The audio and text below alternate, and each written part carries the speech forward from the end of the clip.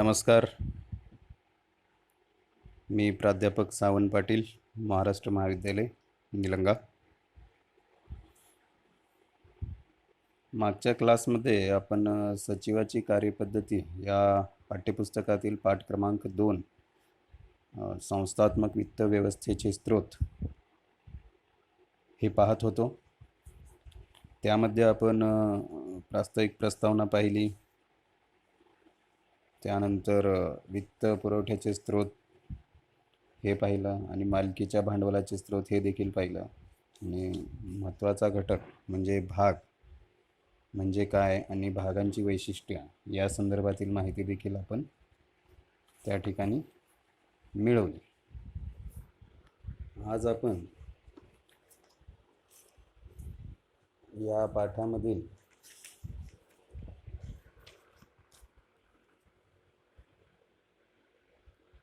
भागांचे प्रकार, मुख्य 2 प्रकार अभ्यासण्यासाठी आहेत आपल्याला, समहक्क भाग आणि अग्रहक्क भाग. त्यामधील समहक्क भाग या विषयीची माहिती आपण अभ्यासणार आहोत. समहक्क भागामध्ये समहक्क भाग म्हणजे काय आणि समहक्क भागाची वैशिष्ट्ये आणि त्याचबरोबर समहक्क भागाचे प्रकार हे आपण पाहणार आहोत. चला तर मग आपण सुरुवात करूयात. समहक्क भाग. समहक्क भागांना साधारण भाग असेही म्हणले जाते. समहक्क भागांच्या विक्रीशिवाय कंपनी अस्तित्वात येऊ शकत नाही. सार्वजनिक कंपनी तरी उद्योग व्यवसायासाठी लागणाऱ्या प्राथमिक व मूलभूत भांडवलाचा हा स्रोत आहे. समहक्क भागांकडेच कंपनीचा मालकी हक्क असतो, पण त्याबरोबर येणारी जोखीमही ते उचलत असतात. विसर्जनानंतर सर्व गुंतवणूकदारांची रक्कम प्रथम परत केली जाते व उर्वरित रक्कम समहक्क भागधारकांना दिली जाते. म्हणूनच या भागधारकांना मालमत्ता व लाभांशाचे अवशेष भागाचे हक्कदार असे म्हणले जाते. लाभांश वाटपाच्या वेळेस आणि कंपनी विसर्जनानंतर भांडवल परतफेडीच्या वेळेस समहक्क भागधारक हे रांगेमध्ये सर्वात शेवटी उभे असलेले आपल्याला दिसून येतात.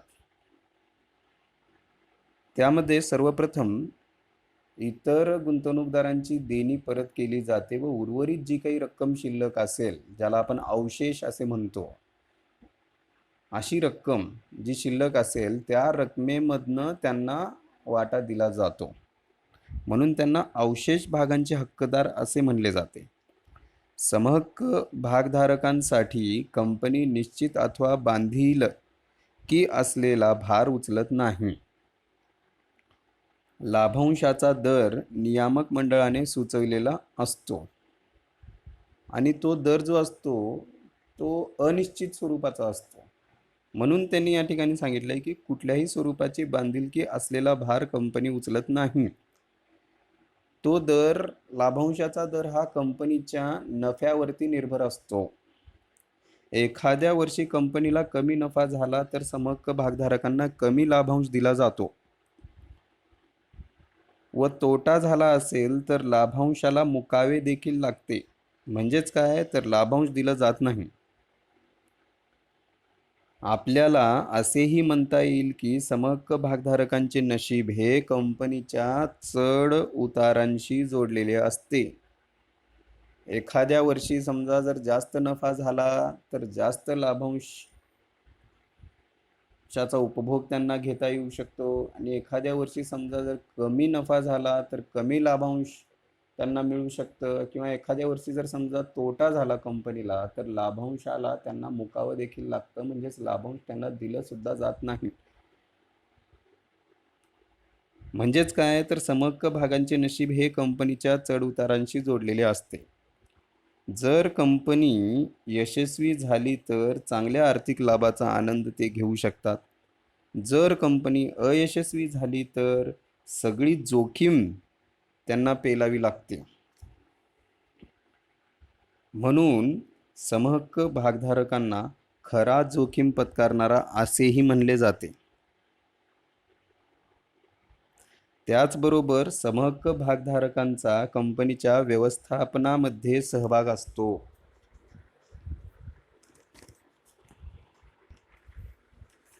त्यांना कंपनीच्या सर्वसाधारण सभेसाठी आमंत्रित केले जाते. इतर कोणालाही कंपनीच्या सर्वसाधारण सभेसाठी आमंत्रित केलं जात नाही. तो हक्क फक्त आणि फक्त समहक्क भागधारकांचाच आहे. आणि त्याचबरोबर प्रत्येक समहक्क भागधारकाला मतदानाचा हक्क असतो. या हक्काद्वारे व्यवस्थापनातील त्यांचे प्रतिनिधी ते निवडत असतात. प्रतिनिधी जे निवडलेले प्रतिनिधी असतात त्यांनाच आपण संचालक मंडळ असे म्हणतो. आणि ते या सभासदांचं किंवा भागधारकांचं, समहक्क भागधारकांचं प्रतिनिधित्व करत असतात. म्हणूनच ते खऱ्या अर्थाने कंपनीचे मालक असतात. आलं का लक्षात? आता आपण काय करू, व्याख्या पाहू. समहक्क भाग म्हणजे असे भाग जे अग्रहक्क भाग नसतात. हे कंपनी कायद्यानुसारची व्याख्या. आपण असंही म्हणू शकतो की ज्या भागांना अस्थिर दराने लाभांश दिला जातो त्यांना आपण समहक्क भाग असे म्हणावे. किंवा जे भाग अवशेष भाग म्हणून समोर येतात त्यांना आपण समहक्क भाग असे संबोधावे. ज्यांना अग्रक्रम दिला जात नाही, ज्या भागांना अग्रक्रम दिला जात नाही अशा भागांना समहक्क भाग असे संबोधावे. आता वरील व्याख्येवरून समहक्क भागाची दोन वैशिष्ट्ये आपल्या समोर येतात. ती कुठली तर पाहूयात. एक, अग्रहक्क भागांना लाभांश दिल्यानंतर समहक्क भागधारकांना लाभांश दिला जातो. सर्वप्रथम कोणाला दिला जातो? अग्रहक्क भागधारकांना. त्यानंतर समहक्क भागधारकांना दिला जातो.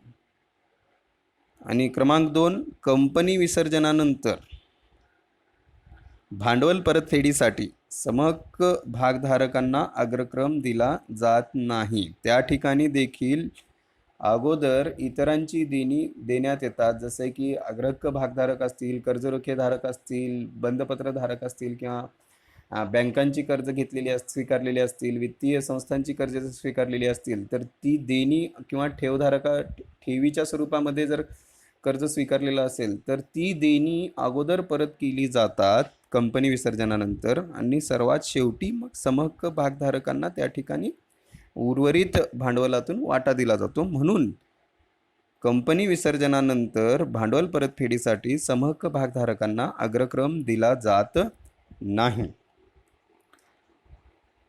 आता आपण पाहू समहक्क भागांची वैशिष्ट्य. या ठिकाणी आपल्याला समहक्क भागांची एकूण 13 वैशिष्ट्य दिसून येत आहेत. त्यामध्ये पहिलं वैशिष्ट्य आहे कायमस्वरूपी भाग भांडवल, अस्थिर लाभांश दर. तिसरा जो आहे हक्क, हक्कामध्ये मतदानाचा हक्क आहे, नफ्यामधील सहभागाचा हक्क आहे, लेखापुस्तकाच्या तपासणीचा हक्क आहे, त्याचबरोबर भागांच्या हस्तांतरणाचा हक्क आहे. हे महत्त्वपूर्ण हक्क यामध्ये आहेत. त्यानंतर चौथा क्रमांक अग्रक्रम नाही, नियंत्रण, जोखीम, अवशेष भागाचे दावेदार, कंपनीच्या मालमत्तेवर अधिकार नाही, अधिलाभांश ज्याला आपण बोनस भाग असे म्हणतो, त्याचबरोबर हक्क भाग, दर्शनी मूल्य, बाजार मूल्य आणि शेवटचा भांडवल वृद्धी. असे एकूण 13 जे समहक्क भागाची वैशिष्ट्ये आहेत ते आपल्याला एक एक करून सविस्तररित्या पाहावयाची आहेत. ते आपण पाहूयात. क्रमांक 1, पहिलं जे वैशिष्ट्य आहे ते कायमस्वरूपी भाग भांडवल. तर मुळात काय माहिती का, समहक्क भाग हे न परतफेडीचे भाग आहेत. समहक्क भागांची रक्कम कंपनीच्या जीवन कालावधीमध्ये परत दिली जात नाही. केव्हा दिली जाते, तर त्यांची परतफेड कंपनी विसर्जनानंतरच करता येते, त्या अगोदर करता येत नाही. मग अशा प्रकारे समहक्क भागधारक कंपनीला दीर्घ मुदतीचे व कायमस्वरूपी भांडवल उपलब्ध करून देतात. तर हे पहिलं वैशिष्ट्य आहे. दुसरं वैशिष्ट्य काय म्हणतं या ठिकाणी, अस्थिर लाभांशाचे दर. समहक्क भागांसाठी कंपनीने लाभांशाचा कोणताही दर निश्चित केलेला नसतो. लाभांशाचा दर हा कंपनीच्या नफ्यानुसार कमी जास्त होत असतो. जर का समजा कंपनीने जास्त प्रमाणात नफा कमवला असेल तर लाभांशाचा दर हा अधिक दिला जातो, साहजिकच आहे ते. आणि तसेच जर नफा अपुरा असेल तर व्यवस्थापक लाभांशाचे वाटप लांबणीवर टाकू शकतात. समहक्क भागधारक लाभांशासाठी व्यवस्थापकांवर सक्ती करू शकत नाही,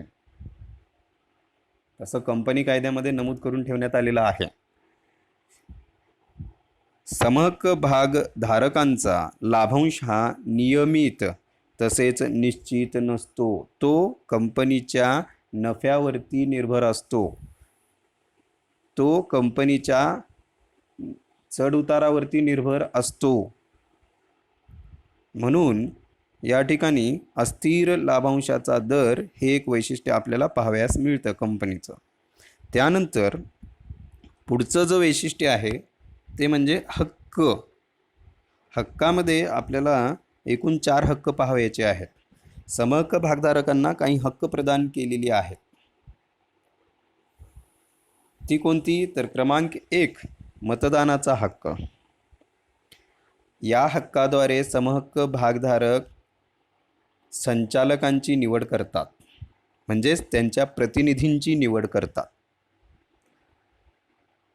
आणि त्यांच्यामार्फत कंपनीचा कारभार ते चालवित असतात. त्याचबरोबर कंपनीचे घटनापत्रक किंवा नियमावलीत ते या मतदानाच्या हक्कावरून दुरुस्ती करू शकतात. असा हा महत्त्वाचा हक्क त्यांना या ठिकाणी देण्यात आलेला आहे, जो की इतर कुठल्याही भागधारकांना देण्यात आलेला नाही.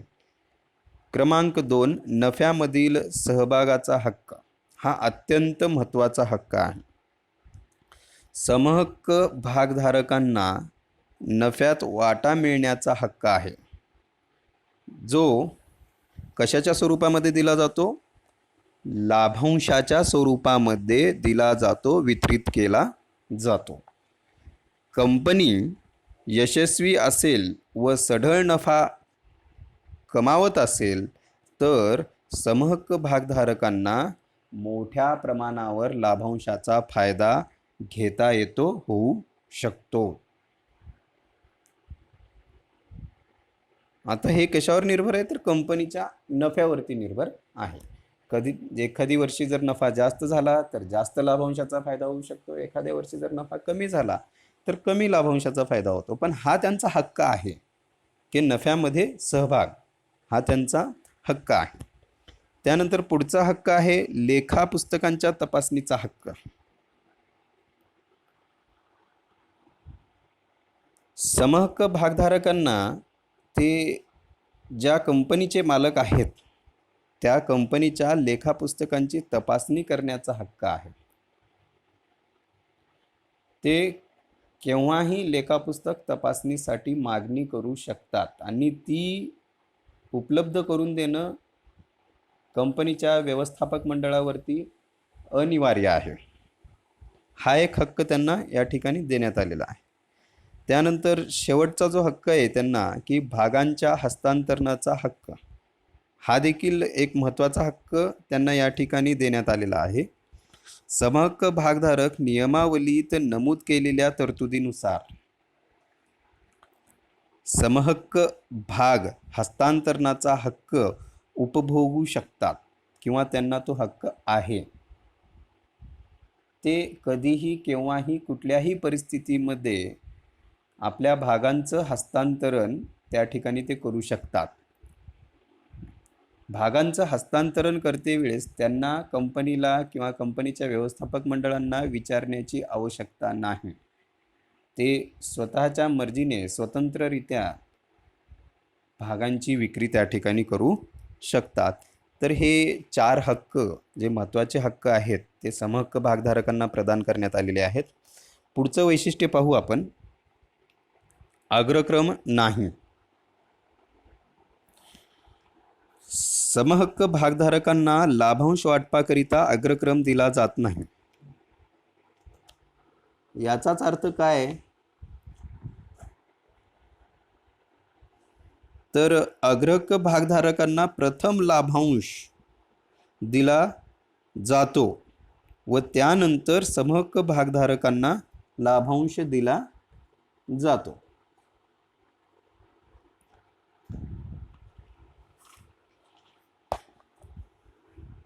याचाच अर्थ समहक्क भागधारकांना अग्रहक्क भागधारकांनंतर लाभांश दिला जातो.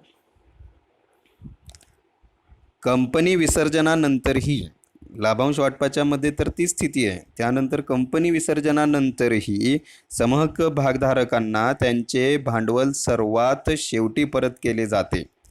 शिल्लक रकमेतून कर्ज व अग्रहक्क भागांची परतफेड केल्यानंतर जर रक्कम शिल्लक राहत नसेल तर भागधारकांना कोणतीही रक्कम दिली जात नाही आणि ते मागूही शकत नाहीत, कारण ते मालक म्हणून समोर येत असतात.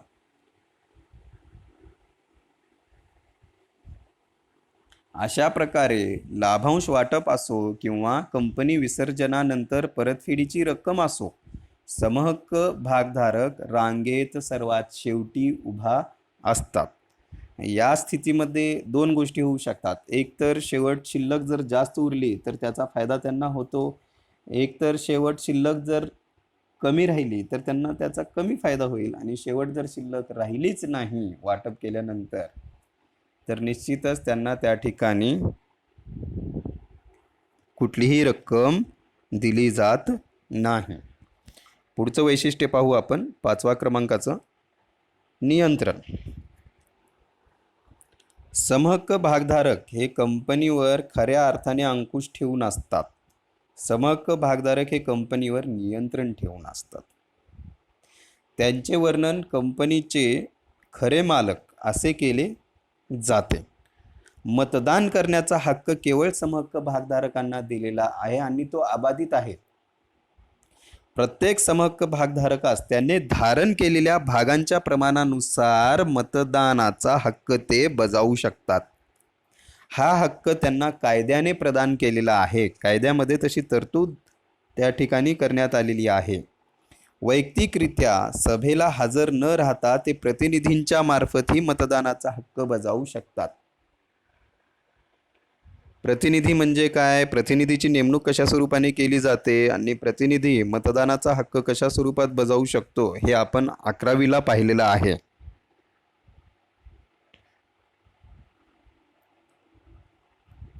मतदानाचा हक्क बजावून ते कंपनीच्या व्यवस्थापन व कामकाजात सहभागी होऊ शकतात. कंपनीच्या व्यवस्थापनासाठी संचालक मंडळाचे प्रतिनिधी ते निवडतात.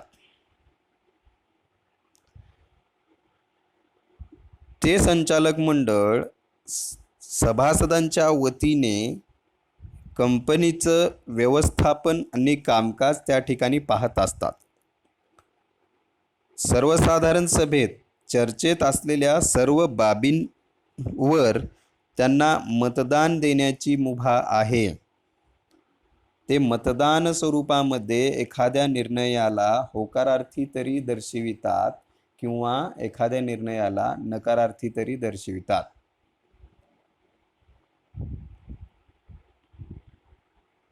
अशा प्रकारे समहक्क भागधारक कंपनी व्यवस्थापनावर नियंत्रण ठेवून असतात. पुढचा घटक पाहू, जोखीम. तर आपण पाहिलं की समहक्क भागधारक हे खऱ्या अर्थाने जोखीम पत्करणारे देखील आहेत. हे आपण या अगोदर पाहिलं की समहक्क भागधारकांना कंपनी संबंधित असलेली जास्तीत जास्त जोखीम उचलावी लागते किंवा पेलावी लागते. जेव्हा कंपनीवर आर्थिक आणीबाणीची वेळ येते तेव्हा असे संकट पेलायला ते तयार असतात.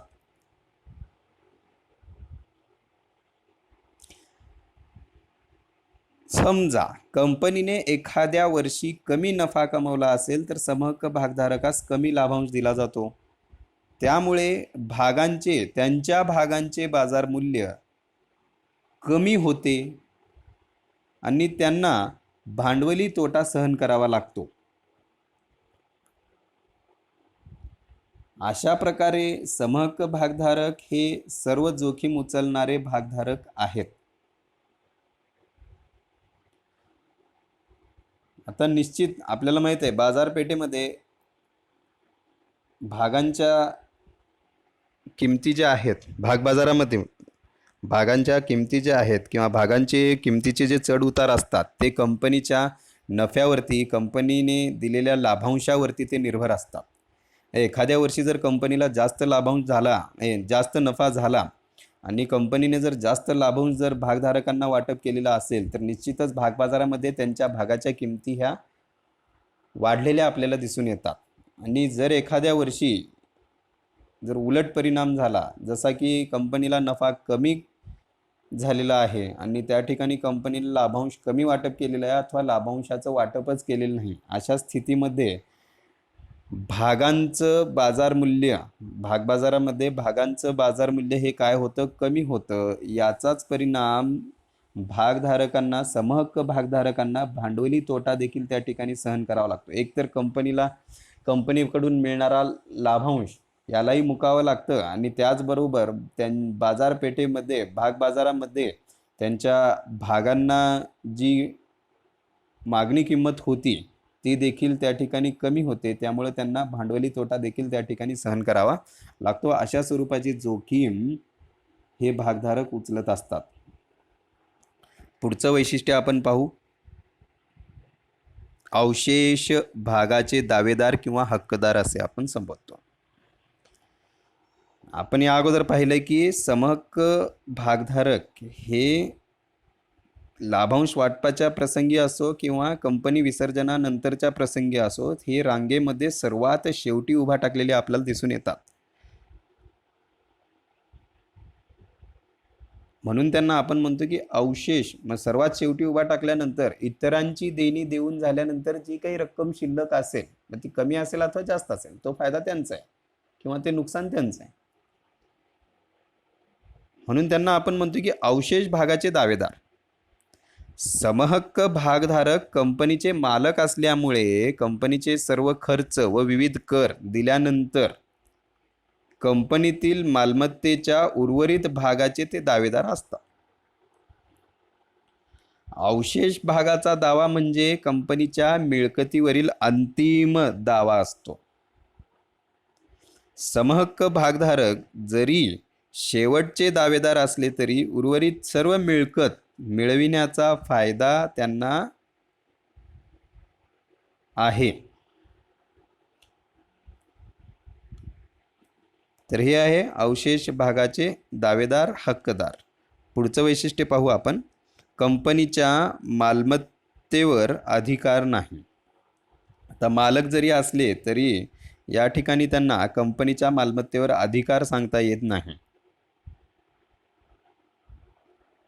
कारण दोघांनाही स्वतंत्र असं अस्तित्व त्या ठिकाणी कायद्यानं देण्यात आलेलं आहे. समहक्क भागधारकांना कंपनीच्या कोणत्याही मालमत्तेवर अधिकार सांगता येत नाही. त्यांना कंपनीच्या कोणत्याही मालमत्तेवर बोजा निर्माण करता येत नाही.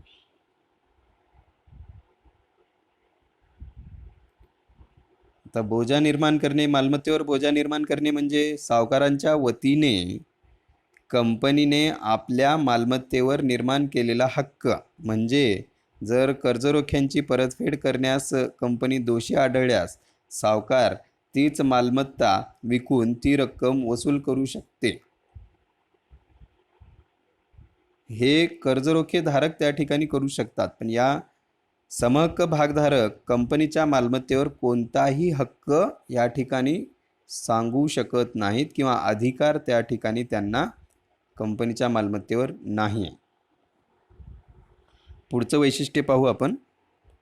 वैशिष्ट्य क्रमांक 9, अधिलाभांश भाग, ज्याला आपण बोनस भाग असे देखील म्हणतो. तर हे बोनस भाग फक्त समहक्क भागधारकांना प्रदान करण्यात येतात, इतर कुठल्याही भागधारकांना ते प्रदान करण्यात येत नाही.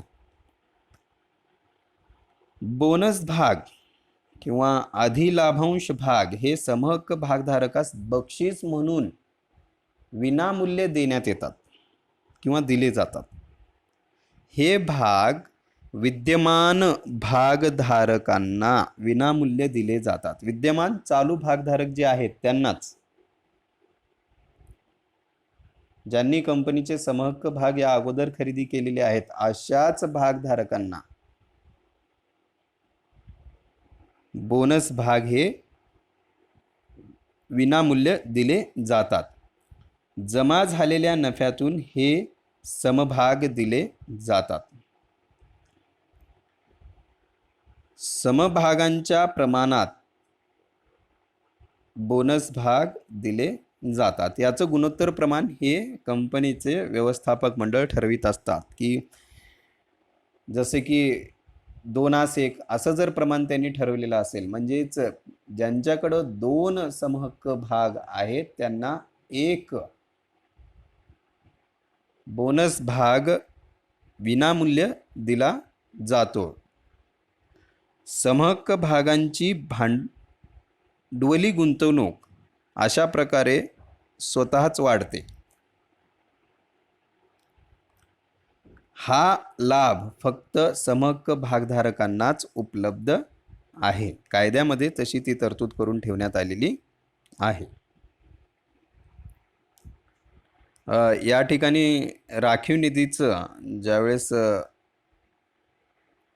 पुनर्गुंतवणूक करायची असते कंपनीला, अशा वेळेस कंपनी राखीव निधीत असलेली जी काही रक्कम असेल ती रक्कम बोनस भागाच्या स्वरूपामध्ये सभासदांना विनामूल्य ती देते आणि त्या रकमेची परत भांडवली गुंतवणूक अशा स्वरूपात ती करत असते. पुढचं वैशिष्ट्य पाहू आपण. हक्क भाग हे देखील विद्यमान भागधारकांनाच या ठिकाणी प्रथम देण्यात येतात. जेव्हा एखाद्या कंपनीला विस्ताराच्या उद्देशाने अधिक निधीची आवश्यकता असते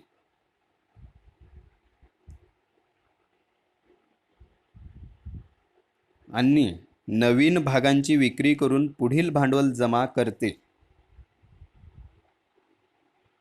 अशा वेळेस विद्यमान भागधारकांना प्रथम भाग देण्याला प्राधान्य दिले जातात. यालाच हक्क भाग देणे असे म्हणतात. तो त्यांचा हक्क आहे की पूर्वीचे जे भागधारक आहेत, विद्यमान म्हणजे चालू भागधारक जे आहेत, समहक्क भागधारक आहेत, कंपनी ज्यावेळेस नव्याने भाग विक्रीस काढते काही कालावधीनंतर विस्तारीकरणासाठी किंवा इतर कुठल्या उद्देशासाठी, अशा वेळेस कंपनी सर्वप्रथम विद्यमान भागधारकांना विचारते की आम्ही नवीन भाग विक्रीस काढलेले आहेत आणि तुम्हाला ते प्राधान्य स्वरूपामध्ये आम्ही वाटप करणार आहोत. तो तुमचा हक्क आहे. याला आपण म्हणतो हक्क भाग देणे. समहक्क भागधारकांना त्यांच्या आधीपासून असलेल्या भागांच्या प्रमाणात ते समभाग दिले जातात. त्यांच्याकडे जेवढे भाग आधीपासून आहेत त्याच्याच प्रमाणात काय केलं जातं, हक्क भाग त्यांना वाटप केले जातात. पुढचं वैशिष्ट्य पाहू आपण, दर्शनी मूल्य. इतर भागांच्या तुलनेमध्ये समहक्क भागाचं दर्शनी मूल्य हे अतिशय कमी असतं. जसं की ₹10 किंवा अगदी ₹1 सुद्धा ते असू शकतं. यामुळं होतं काय, तर समाजातील सर्वसाधारण गुंतवणूकदाराला देखील कंपनींमध्ये भांडवल गुंतविण्यासाठी मुभा मिळते. पुढचं वैशिष्ट्य पाहू आपण, बाजार मूल्य. आता या अगोदर आपण पाहिलंय की भागांचं बाजार मूल्य हे कशावर निर्भर असतं, तर भाग बाजारातील मागणी व पुरवठ्यावर भागांचं बाजार मूल्य हे निर्भर असतं. आणि यानुसार समहक्क भागांचं बाजार मूल्याचे चढउतार हे होत असतात. समहक्क भागांची मागणी व पुरवठा ही मिळविलेल्या एकूण नफा व घोषित लाभांश या 2 गोष्टींवरती अवलंबून असते. या अगोदर देखील आपण पाहिले की जर कंपनीला जास्तीत जास्त नफा प्राप्त झालेला असेल आणि कंपनीने जर भागधारकांना मोठ्या स्वरूपामध्ये लाभांश वाटप केलेला असेल, तर निश्चितच भागबाजारामध्ये भागांच्या किमती या काय होतील, वाढलेल्या आपल्याला त्या ठिकाणी दिसून येतील. म्हणजेच बाजार मूल्य हे कशावर निर्भर असतं, तर कंपनीने मिळविलेला एकूण नफा व घोषित केलेला लाभांश या 2 गोष्टीवरती अवलंबून असते. जेव्हा कंपनी भरघोस नफा मिळवते तेव्हा त्यांच्या भागांचे मूल्य वधारते म्हणजेच वाढते, पण जेव्हा त्याचे नुकसान होते तेव्हा त्यांचे बाजार मूल्य कमी होते. पुढचं वैशिष्ट्य आपण या ठिकाणी पाहू, आणि शेवटचं वैशिष्ट्य आहे भांडवल वृद्धी. जेव्हा भाग बाजारात भागांचे बाजार मूल्य वाढते, आता निश्चितच भागांचं बाजार मूल्य वाढलं म्हणल्यानंतर भांडवलाची वृद्धी त्या ठिकाणी होते. कंपनीचा नफा तसेच कंपनीची समृद्धी हे कंपनीच्या भागबाजारात प्रतिष्ठा वाढवितात. त्यामुळं होतं काय, भागांचं बाजार मूल्यामध्ये वृद्धी होते. तर ही समहक्क भागाची एकूण 13 वैशिष्ट्ये आपण या ठिकाणी पाहिले. आता आपण समहक्क भागाचे प्रकार पाहूयात. समहक्क भागांचे या ठिकाणी मुख्य 2 प्रकार आपल्याला दिसून येत आहेत. त्यामध्ये पहिला जो प्रकार आहे मतदानाच्या सर्वसाधारण हक्कासहित, आणि दुसरा जो प्रकार आहे मतदानाच्या भेददर्शक हक्कासहित, ते आपण जाणून घेऊयात. पहिला हक्क मतदानाच्या सर्वसाधारण हक्कासहित.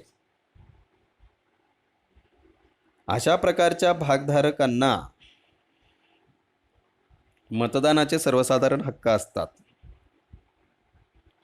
हे भागधारक त्यांनी धारण केलेल्या भागांच्या प्रमाणात मत देऊ शकतात.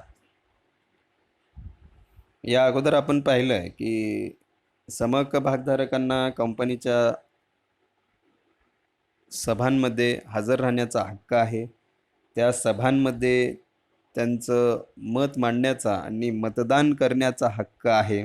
त्याचबरोबर ते स्वतःचे प्रतिनिधी देखील त्या ठिकाणी निवडू शकतात. हे हक्क कोणाला आहेत, तर समहक्क भागधारकांना हे हक्क आहेत. तर हा पहिला प्रकार आहे मतदानाच्या सर्वसाधारण हक्कासहित. पुढचा जो प्रकार आहे मतदानाच्या भेददर्शक हक्कासहित. अशा प्रकारच्या भाग धारण करणाऱ्या समहक्क भागधारकांना मतदान लाभांश किंवा कंपनी नियम 2014 मधील नियम 4 यानुसार सर्वसामान्य भागधारकांपेक्षा वेगळे हक्क दिले जातात. कंपनी मतदानाचा हक्क किंवा मतदानाचा हक्क नसलेले भाग यांची विक्री करू शकते. अशा भागधारकांना लाभांश अतिरिक्त दराने मिळण्याचा हक्क दिलेले असतात. म्हणून हे मतदानाच्या भेददर्शक हक्कासहित हा एक प्रकार आपल्याला या ठिकाणी समहक्क भागाचा दिसून येतो. तर हे आहेत समहक्क भागाचे प्रकार. आपण या क्लासमध्ये समहक्क भाग म्हणजे काय ते पाहिलं. जे भाग अग्रहक्क भाग नसतात त्यांना आपण समहक्क भाग असे म्हणतो, हे पाहिलं आपण.